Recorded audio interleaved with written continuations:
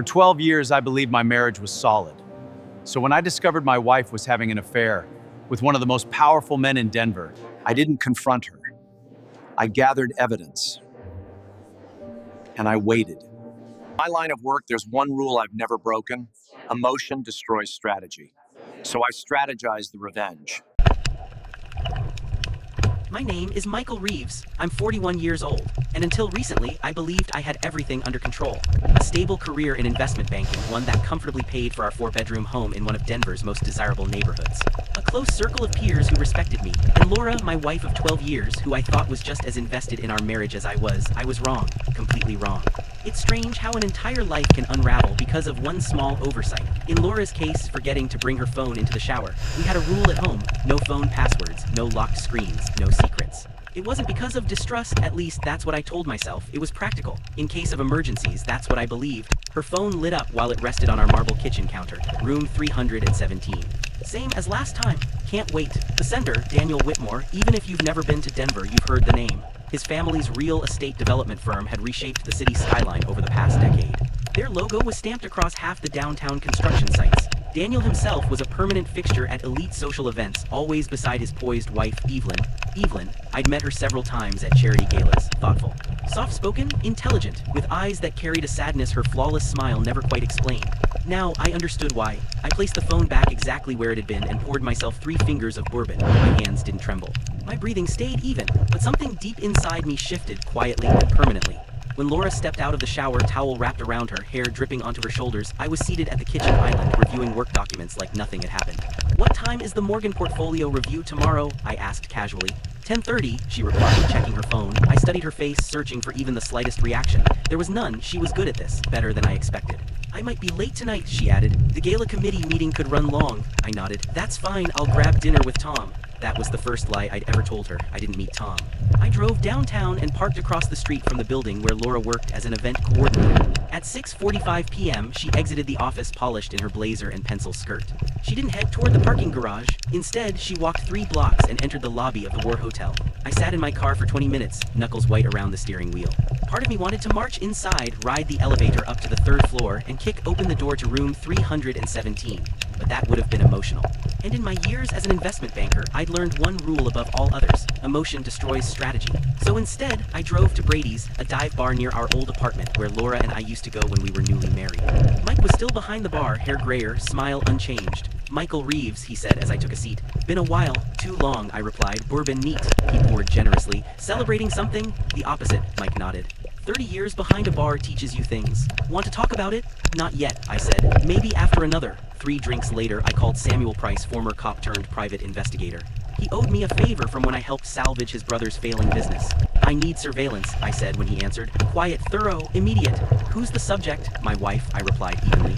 "And Daniel Whitmore?" Samuel let out a low whistle. "That Daniel Whitmore? Michael, are you sure?" "I am. But are you sure you want the truth?" I watched Denver's lights flicker on across my windshield. "I already know," I said. "What I need is proof." For the next 2 weeks, I lived 2 lives. By day, I was Michael Reeves, the devoted husband, the respected banker. I smiled over breakfast, kissed Laura goodbye, asked about her day over dinner.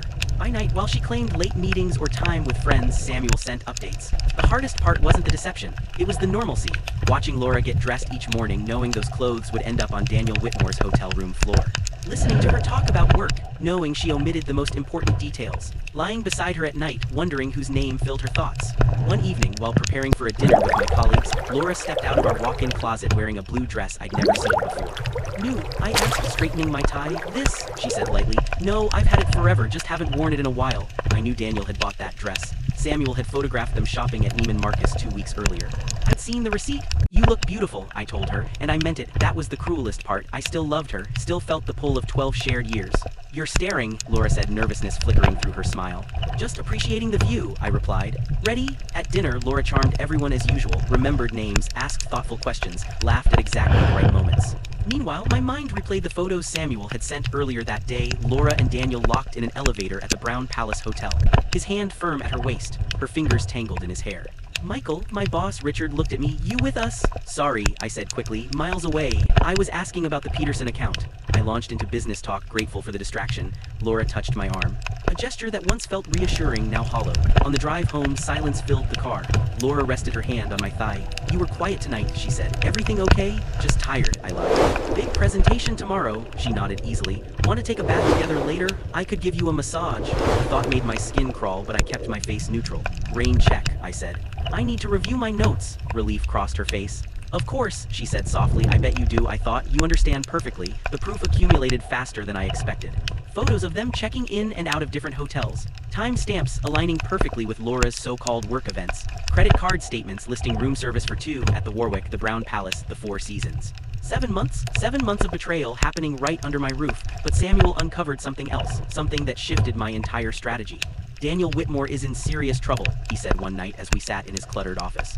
"Real trouble? What kind?" I asked. Samuel slid a folder across the desk. "Financial, his company's been covering massive losses with investor money, fake reports, funds shuffled between accounts to mask deficits. Classic Ponzi mechanics, just scaled up enough to make Madoff proud." I flipped through the paperwork, understanding sinking in. "How did you get this?" Samuel shrugged. "I've got a contact at the SEC who owes me. They're building a case, but these things move slowly." Meanwhile, Whitmore's still raising money and living large. "While sleeping with my wife," I added. "While sleeping with your wife," Samuel confirmed. "So what's your move?" I closed the folder and met his gaze. "I get creative." That night, Laura slept beside me while I stayed awake, assembling the pieces in my head. Daniel Whitmore had taken something from me. Now, I was going to take everything from him. The next morning, I called in sick for the first time in 5 years. The moment Laura left for work, I began researching Daniel's company, his investments, his appearances, his routines. His wife. I needed to know my enemy before I dismantled him. Finding Evelyn Whitmore wasn't difficult. She volunteered at the Denver Art Museum every Wednesday afternoon, guiding school groups through exhibits. I waited until she finished, then approached her in the museum cafe. "Mrs. Whitmore, I'm Michael Reeves." Recognition crossed her face. "Yes, Laura's husband. We've met at the Children's Hospital benefit." "May I sit?" I asked. She hesitated, then nodded. "Of course." Up close, Evelyn was even more striking than I remembered. Early 40s like Daniel, but with a natural elegance untouched by cosmetic trends. Her blue eyes were sharp, observant. "I'll be straightforward," I said. "I have something important to share, something personal." She stirred her tea slowly. "Go on." I placed a manila envelope between us. "Before you open this, understand that I wrestled with whether to show you, but I believe you deserve the truth." Her hand hovered. "What truth?" "The kind that changes everything." She opened the envelope. Inside were 5 photographs. Daniel and Laura entering the Warwick together, kissing inside an elevator, his hand firm at her waist. The rest left nothing to interpretation. Evelyn examined each image carefully. No reaction. When she finished, she stacked them neatly and slid them back into the envelope. 7 months, I said quietly. A single tear escaped her eye. She brushed it away. "I knew something was wrong," she said. "Late nights. Secretive phone habits." She let out a hollow laugh. "So that's what he's been doing." "There's more," I said, sliding a second envelope across the table. This one held Samuel's financial findings. Her composure finally broke. "Oh my God," she whispered. "He's going to prison." "Yes," I said. "Eventually." She looked up sharply. "Why show me this? Why not divorce your wife and let Daniel destroy himself?" I leaned forward. "Because that's not enough. They betrayed us, humiliated us, and assumed we were too blind to notice." I paused. "I don't want this buried quietly. I want it exposed." Her brow furrowed. "What are you proposing?" "The Denver Charity Gala. 3 weeks from now, Laura's coordinating it. Daniel's being honored as the top donor." Understanding dawned. "And you want to reveal the truth publicly to everyone who matters." I held her gaze. "With you beside me." She sat silently, fingers circling her teacup. "My friends call me Evelyn," she said finally. "And if we're dismantling my husband together, first names seem appropriate." I smiled. "Evelyn, it is." We left the museum changed. In the parking lot, she turned to me. "How are you staying so composed?" "I'm not," I said. "I just learned long ago that showing weakness doesn't help you win." "This is about winning," she asked. "No," I replied. "It's about justice." She studied me, then nodded. "I'll call you tomorrow. We have work to do." That night, Laura came home late, carrying the scent of unfamiliar cologne. She claimed a meeting with a perfume vendor had run long. I pretended to believe her. We ate takeout in front of the TV, an old habit that now felt like mockery. She talked about her day, carefully omitting Daniel. I nodded, smiled. Logged every lie. Later, she retreated to the home office. I knew she was texting him. Samuel had shown me the messages, explicit, intimate words that stripped away every illusion I had left. I poured another bourbon and stepped onto the back deck. Stars dotted the sky despite the city glow. I remembered standing there years ago with Laura, dreaming aloud about children and growing old together. My phone buzzed. "Evelyn, I'm in. Call me tomorrow?" For the next 3 weeks, Evelyn and I planned carefully. Different cafes, burner phones, no patterns. It felt extreme, but exposure meant everything. I learned more about Evelyn than I ever expected. She was smarter than Daniel, had abandoned a promising career as an environmental attorney to support him. They had no children, his choice. "One small mercy," she said. "How did you meet Laura?" she asked once. "College," I said. She studied communications, I was in finance, same party, one conversation. And that was it, she said softly. Yes, I replied, that was it. I smiled at the recollection, then felt that familiar sting of betrayal. And you? You and Daniel? My father introduced us, she said. He believed Daniel was exactly what I needed. Driven, charismatic, well-connected. She paused. My father always valued connections. And was he what you needed? Evelyn's smile turned wistful. For a while, perhaps, or maybe I convinced myself he was. She squared her shoulders. Either way, that chapter is closed. One afternoon, as we were locking in details at a small Cherry Creek cafe, Evelyn suddenly stiffened. Her coffee cup froze halfway to her mouth. Don't turn around, she whispered. Laura just walked in. My pulse spiked, but I kept my face calm. Alone? Yes, she's ordering at the counter. Follow my lead, I murmured, reaching across the table to take Evelyn's hand just as Laura turned around.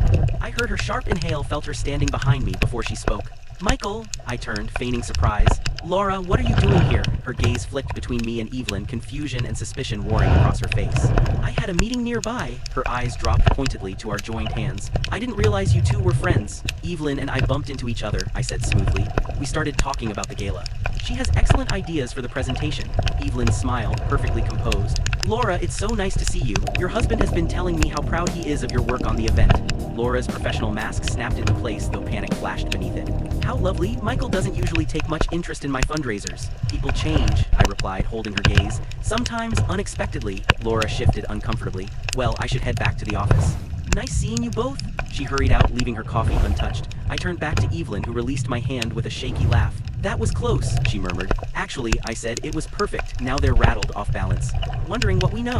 Do you think she'll tell Daniel? Immediately, I said. And he'll reassure her it's nothing that we couldn't possibly know, but they'll both be scared. That night, Laura came home earlier than usual. She was overly attentive, suggesting wine, asking about my day with exaggerated interest. I played along, savoring the irony. When she initiated sex for the first time in months, I claimed an early meeting. The hurt in her eyes gave me a grim sense of satisfaction. The next day, Samuel called with an update. Whitmore's panicking, he said, liquidating assets, moving money offshore. My SEC contact says they're fast-tracking the investigation. Can you get me the details? I asked. I want to know exactly what he's doing. Already working on it, but there's more. Larson made a large withdrawal yesterday. 50,000 cash, I frowned. That's not his style. What's he planning? Not sure. I've got someone watching him. I'll let you know if anything strange happens. 2 days later, I learned what the money was. I was leaving my office when a man approached me in the parking garage, tall, broad-shouldered, with the dead eyes of someone who solved problems for money. Mr. Reeves, he said, blocking my path. I tensed. Who's asking? Name's Reeves. I work for Daniel Whitmore. He didn't offer his hand. Mr. Whitmore would like to speak with you. Tell him to call my secretary, I said, stepping aside. Reeves blocked me again. This isn't an office conversation. Mr. Whitmore values discretion. So do I replied coolly. Tell your boss to use proper channels. Reeves's expression hardened. Mr. Whitmore is generous. He's willing to make it worth your while to stay discreet. So that was the 50,000, a bribe or the opening bid. I'm not interested in Mr. Whitmore's generosity, I said, moving again. This time, Reeves pressed a hand against my chest, shoving me back. I don't think you understand, he growled. Mr. Whitmore isn't asking. I stared at his hand until he removed it. Actually, I said, I understand perfectly. Your boss is sleeping with my wife and running a Ponzi scheme. Now he's scared I'll expose him. Reeves blinked, momentarily thrown off script. Let me be clear, I continued. If anything happens to me, if I even slip in the shower, the SEC, Denver PD, and every major Colorado news outlet will receive full evidence of Daniel Whitmore's fraud. I paused. Tell him he can't buy me and he can't scare me. Reeves's face shifted, calculation replacing menace. You know, he said, you could make a lot of money with what you know. I already have money, I replied. What I want is justice. I walked to my car. He didn't stop me, but I felt his eyes on my back the entire way out. That night, I called Evelyn and told her everything. My God, Michael, she said, shaken. Daniel sent someone to threaten you. This is dangerous. It always was, I said. We're dealing with a desperate man. Maybe we should stop, she said quietly. Let authorities handle it. They'll handle the financial crimes, I agreed. But they won't punish him for what he did to us. Silence followed. What if he hurts you or me? He won't, I said firmly. Daniel is a coward. He targets who he thinks are weaker. Now he knows we aren't. I was right. The next morning, Laura told me Daniel had called an emergency board meeting and couldn't attend final gala planning. He seemed distracted, she said over her coffee. Is everything okay with his company? Have you heard something? I asked innocently. She flushed. I just thought finance, Denver's small. Not that small, I said, but if you're worried, ask him yourself. She looked away. I'm sure it's nothing. As the gala neared, we refined our plan. The event was at the Denver Art Museum's new wing, ironically funded by the Larson family. 800 of Denver's elite would attend, including many of Daniel's investors. The centerpiece was the multimedia tribute. As honoree, Daniel would be introduced with a video celebrating his philanthropy. Evelyn, as a museum board member, arranged for our altered version to replace it. But we needed more, something that ensured Daniel couldn't charm or escape his way out. Something final. We need the SEC present, I told Evelyn during our final planning meeting. And the police. This has to end with real consequences, not just public humiliation. And how do we manage that without warning them? She asked. I smiled. We tip them off anonymously. Time it to land right as our presentation begins. The night before the gala, I confronted Laura for the first time. Working late again tomorrow? I asked as we got ready for bed. You know I am. It's the biggest fundraiser of the year, she replied, rubbing night cream into her face, eyes fixed on her reflection. Room 317 at the Warwick must have a great view. Her hands froze mid-motion. In the mirror, I watched confusion give way to shock, then calculation. What are you talking about? She said, though her voice betrayed her. Don't, I said quietly. Don't make this worse by lying again. She turned toward me, arranging her features into what I now recognized as her bargaining face. The same one she used on vendors. Michael, we should discuss this calmly. 7 months, Laura. 7 months with Daniel Whitmore. Did you really think I wouldn't find out? It's not what you think, she started. I laughed. That's the most predictable line you could have chosen. So what was it? Business meetings that required room service and tangled sheets? Her composure finally cracked. Fine, yes, Daniel and I have been seeing each other. It happened gradually. We worked late on the Children's Hospital fundraiser. Things just developed. Developed, I repeated flatly. That's how you explain betraying your vows. I was going to tell you, she insisted, after the gala. Daniel and I have been talking about our future. He's leaving Evelyn. I turned away to hide my smile. Is that what he told you? Yes, he loves me. And did he mention his finances? She hesitated. What finances? Daniel Whitmore is broke, Laura, worse than broke. He's running a Ponzi scheme. He's about to lose everything, including his freedom. That's a lie, she said, though doubt crept into her eyes. His company was successful. Now it's a house of cards. I stepped toward the door. Enjoy the gala tomorrow. I hear it'll be unforgettable. I spent the night in the guest room listening to Laura pace and whisper urgently into her phone. Around 2 a.m., I heard the front door open. I watched her drive away and immediately called Samuel. She just left. Can you follow her? 20 minutes later, he called back. She's at Whitmore's penthouse. Looks like a late-night strategy meeting. Stay on it, I said. Tell me when she comes home. It was nearly dawn when she returned, drained, tense. I pretended to sleep as she crept in. Michael, she whispered. When I didn't respond, she sighed and left. By morning, she had reconstructed her normalcy. You're not wearing your tux, she said as I came downstairs in jeans and a sweater. Aren't you attending the gala? Oh, I'll be there, I replied. Just not with you. Her smile faltered. What does that mean? It means I have my own plans. Fear flickered across her face. Michael, have a great day, I said calmly. Break a leg tonight? The rest of the day was spent finalizing details with Samuel and Evelyn. By 5 o'clock, everything was locked. SEC agents were standing by. Denver police had been tipped anonymously. The modified presentation was loaded into the museum system. There was no turning back. The Denver Charity Gala was the event of the season. As I arrived, I took in the red carpet, the photographers, the forced air kisses between people dressed in wealth and entitlement. Evelyn waited for me 2 blocks away. When she slid into the car, I barely recognized her. Gone was her usual understated elegance. Tonight she wore a bold red gown, hair loose, makeup striking. You look different, I said. Tonight isn't about subtlety, she replied. It's about visibility. And visible we were. As we walked arm in arm up the carpet, whispers followed. Evelyn Whitmore with Michael Reeves. Where was Daniel? Where was Laura? Inside, champagne flowed beneath modern art. I spotted Laura instantly, stunning in black, clipboard in hand. She froze when she saw us. Across the room, Daniel was charming a group of investors until he noticed us approaching. Confusion flickered, followed by forced cheer. Evelyn, there you are, he said too loudly. I was wondering where you'd gone. His eyes darted to me. Michael Reeves, what a surprise. Daniel, Evelyn replied coolly. I thought I'd arrive with someone whose company I actually enjoy. The men around him drifted away. I see you're in one of your moods, Daniel said tightly. Perhaps we should speak privately. Oh no, Evelyn said. I'm finished with privacy, private hotels, private accounts, private lies. Let's be public for once. Daniel's jaw clenched as calculations raced behind his eyes. Ladies and gentlemen, the announcer's voice rang out, please take your seats. Dinner will be served shortly, followed by our program honoring tonight's special guest, Mr. Daniel Whitmore. Daniel nodded stiffly.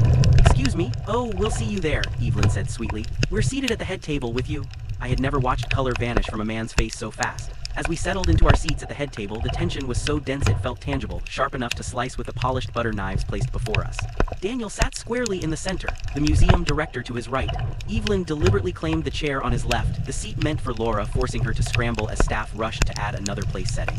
I took the seat beside Evelyn. Laura ended up across from us, posture flawless, expression professionally composed, betrayed only by the white-knuckled grip on her wine glass. Dinner became a quiet battlefield of restraint and provocation.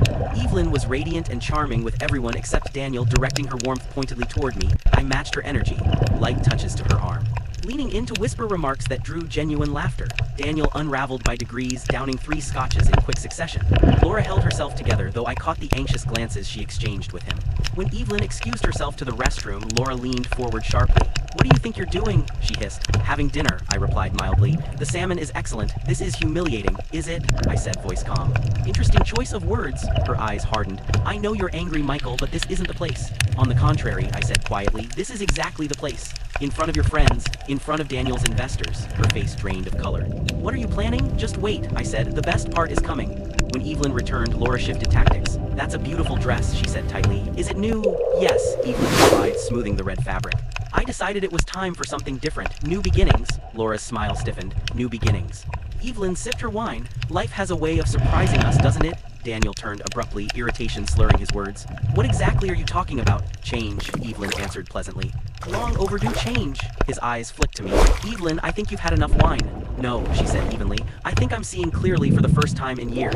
Sensing the tension, the museum director jumped in. "Daniel was just telling the mayor about his generous donation to the children's wing. Perhaps you'd like to share what inspired you." Daniel launched into a practice speech about philanthropy and civic duty, though his gaze kept drifting back to Evelyn and me. I met his stare with a bland smile, a picture of calm. When the director rose to begin the program, Daniel wore the look of a man who sensed the trap closing, yet couldn't escape it. Evelyn reached beneath the table and squeezed my hand. "It was time. Ladies and gentlemen," the announcer said, "it's my honor to introduce tonight's honoree, Daniel Whitmore, a visionary businessman, a generous patron of the arts, a man who has reshaped our city. Please enjoy this short presentation." The lights dimmed, the screen flickered to life. At first, everything looked normal. Groundbreakings, charity checks, polished smiles in front of Whitmore Properties. Then the video shifted. "What I've learned in business," Daniel's recorded voice said, "is that perception is everything." The screen showed Daniel and Laura entering the Warwick Hotel, time-stamped weeks earlier. A collective gasp swept the room. Laura's wine glass slipped from her hand. Red spilled across the white linen. "The public sees only what we allow them to see," his voice continued. The images changed again. Bank transfers, falsified reports, highlighted figures exposing millions siphoned from investors. Daniel leapt to his feet. "Turn it off, this is fabricated, an attack." The video rolled on. More photos, more numbers, more proof. The room erupted, investors shouting, whispers slicing through the air. The museum director frantically signaled the tech booth. No response. He'd been paid not to. As the final images faded, I stood and raised my champagne glass. "I'd like to offer a toast," I said clearly, "to truth and to consequences." The ballroom doors burst open. SEC agents, Denver police marching down the aisle. The lead agent stopped at our table. "Daniel Whitmore, this is outrageous," he barked, fear cracking his voice. "I'm Special Agent Meredith Keaton," she said calmly. "You're under arrest for securities fraud, wire fraud, and investment advisor fraud." Handcuffs snapped closed. The room descended into chaos. Phones raised, investors surging forward. Laura clutched my sleeve, mascara streaking down her face. "Michael, please," she sobbed. "Tell me you didn't do this." I gently removed her hand. "You made your choice, Laura, now you live with it." "I love you," she pleaded. "We can fix this. 12 years, doesn't that matter?" I looked at her, really looked. The woman I'd married was somewhere inside, but she was lost to me now. "It meant everything," I said softly. "That's why this had to happen." As Daniel was dragged away, shouting threats and lawyer names, Evelyn stepped beside me and slipped her arm through mine. "Shall we?" she said. "I think we're finished here." We walked out together, leaving the chaos behind. Outside, the cool night air filled my lungs. For the first time in months, I could breathe. No lies, no pretending. "What now?" Evelyn asked. "Now," I said, "we wait for the fallout and enjoy the show." The consequences hit fast and without mercy. The Denver Post couldn't legally publish the most scandalous details. Social media, however, had no such limits. By sunrise, all of Denver knew Daniel Whitmore had been arrested for large-scale financial fraud, while his wife had appeared at the gala beside the husband of Daniel's mistress. Laura called me dozens of times over the next few days. I didn't pick up. Eventually, a text came through. "I'm staying at the Crawford Hotel. I've given you space, but we need to talk, please." I agreed to meet her in the hotel restaurant. She looked awful, pale, exhausted. Dark circles her makeup failed to hide. "Have you filed for divorce?" she asked after the waiter left. "My attorney is preparing the paperwork," I said. "You'll be served next week." She nodded as though she'd already accepted it. "And will you be pursuing the infidelity route?" "That depends on how cooperative you plan to be." Colorado is a no-fault state, but behavior still matters when dividing assets. "If you fight me, I won't protect anyone's reputation." "I won't fight you," she said quietly. "I made a terrible mistake." The worst one of my life. 7 months isn't a mistake, Laura, I said. It's a strategy, she winced. Daniel was convincing. He made me feel wanted, special. He talked about leaving Evelyn, about a future with me while he was stealing from investors and running out of time. Did you know about the fraud? I asked. No, she said quickly. Of course not. I only found out when you told me the night before the gala. I studied her face, searching for cracks. 12 years married, and suddenly I wondered if I'd ever truly known her at all. What happens now? I asked. I lost my job, she admitted. The museum board said I brought too much negative attention. I have an interview at the Oxford Hotel next week. Assistant events manager, she laughed bitterly. A huge step down, but I need a beginning. Despite everything, I felt a flicker of sympathy. And you, she asked. I've heard rumors. About what? About you and Evelyn Whitmore, I shrugged. People talk. Let them. So nothing happened. It was all just a performance to embarrass Daniel and me. Evelyn and I are friends, I said carefully. We went through something traumatic. We understand each other. Tears filled her eyes. I've really lost you, haven't I? I signaled for the check instead of answering. Some questions don't deserve responses. Outside the restaurant before we parted, she touched my arm. I'm sorry, Michael, truly. I know that doesn't undo anything, but I needed you to hear it. I looked at her, the woman I once planned to grow old with. I believe you're sorry, I said, just not for hurting me. You're sorry because you chose the wrong man and lost. She didn't argue. She couldn't. Daniel's legal troubles snowballed in the weeks that followed. Investigators uncovered more than $75 million in stolen funds used to bankroll his lifestyle and rescue collapsing projects. Former associates scrambled to distance themselves, some claiming they'd always suspected something was wrong. When I ran into Evelyn at our attorney's office, her divorce was progressing alongside mine. She told me Daniel had tried to pin the crimes on her. He actually told investigators I handled the company finances, she said later over coffee, disbelief in her voice. As if I ever had access to any of it. He kept you isolated, I said. Will that affect your case? She shook her head. They've already cleared me, but it shows how desperate he is. He'd sacrifice anyone to save himself, including Laura. Her expression softened. I heard Laura's working at the Oxford now. That's what she told me. Do you ever regret what we did? She asked. Exposing everything? I thought about it. No, they earned it. I agree about Daniel, Evelyn said, but sometimes I wonder if Laura paid too high a price. She made her choices, I said. Daniel was the predator. Evelyn stirred her coffee. Since all this broke, 3 other women have contacted me, former assistants, an interior designer. He used the same playbook every time. Attention, promises, hotels. And you didn't know, I said. I suspected, she admitted, but I never had proof. When I questioned him, he made me feel irrational, she exhaled. Textbook gaslighting. You can't see patterns when you're inside them, I said. She met my eyes. We didn't need to say anything else. As weeks became months, Daniel's case dragged on, each revelation worse than the last. The scheme had been running for years, long before Laura. She was just another trophy for a man who collected people like art. Meanwhile, Evelyn and I remained close, meeting regularly but moving carefully. We were still healing, yet the connection between us was undeniable. Quiet, deep, effortless, needing no explanation. About 4 months after the gala, Evelyn invited me to see her new place. She'd left the glass cage she once shared with Daniel and moved into a modest, tastefully designed condo in a quieter neighborhood. There's something I want to show you, she said, guiding me into a small second bedroom she turned into an office. A neat stack of papers sat on the desk. I'm starting a foundation. I lifted the proposal and read the title. The Denver Truth Project. Her face brightened as she nodded. It'll provide legal assistance to victims of financial fraud, people who lost everything to men like Daniel but don't have the resources to fight back. This is impressive, I said, scanning the carefully structured plan. You've thought through every detail. I had to, she replied. After everything that happened, I couldn't go back to playing the role of a society wife just with a different man. I needed a purpose, something real. I looked at her differently then. With deeper respect. You're extraordinary, I said. You know that? She smiled shyly, glancing away. I'm just trying to turn something terrible into something worthwhile. Without thinking, I stepped closer and kissed her. She froze for a split second, then relaxed, her arms sliding around my neck. When we finally pulled apart, we were both breathless. I've wanted to do that for weeks, I admitted. She smiled. So what took you so long? 6 months after the gala, Daniel Whitmore pleaded guilty to multiple counts of securities fraud. He was sentenced to 12 years in federal prison and ordered to repay $75 million, money that had vanished long before the verdict. The sentencing made national headlines, with the judge calling out the staggering arrogance with which Daniel had betrayed his investors. By then, my divorce from Laura was finalized. I kept the house, but gave her a fair settlement. Enough to rebuild, not enough to preserve the life she once lived. The last I heard, she'd moved to Phoenix, closer to her sister, starting over quietly. Evelyn and I continued seeing each other, slowly, intentionally. We were careful, both still mending, but the bond between us was undeniable. We understood each other without explanation, without performance. On the anniversary of the gala, Evelyn officially launched the Denver Truth Project, offering legal support to victims of financial fraud. She had found meaning in helping others reclaim what had been taken from them. I stood beside her at the opening ceremony, proud of the way she had reshaped her pain into purpose. I couldn't have done this without you, she told me later over dinner. A year ago, I was empty, lying to myself about my marriage, about who Daniel really was. You would have seen the truth eventually, I said. You're too sharp not to. Maybe, she replied softly, but it might have been too late. She reached across the table and took my hand. You showed me what courage looks like, Michael. Facing the truth even when it hurts. We showed each other, I said. Later that night, we stood on the balcony of her downtown condo. The Denver skyline glowed below us, no buildings bearing the Whitmore name anymore.